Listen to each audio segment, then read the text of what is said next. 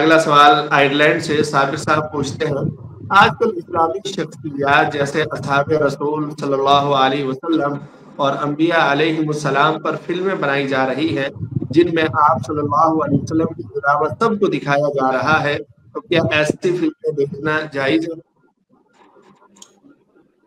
دیکھیں، ایسی فلمیں بنانا، ایسے ڈرامے بنانا جن میں مقدس شخصیات کا خاکہ پیش کیا گیا ہو اور کسی دوسرے فاسق فاجر آدمی کی شکل میں ان کو دکھایا گیا ہو، یہ بالکل ان کے ادب و احترام کے خلاف ہے اور جائز نہیں ہے۔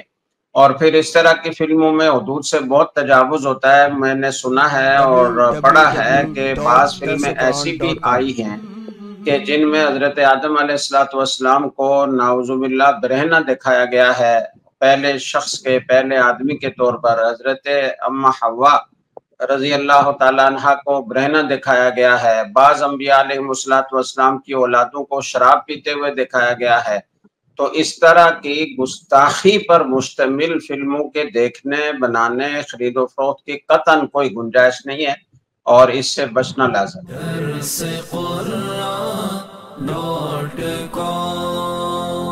www.darsequran.com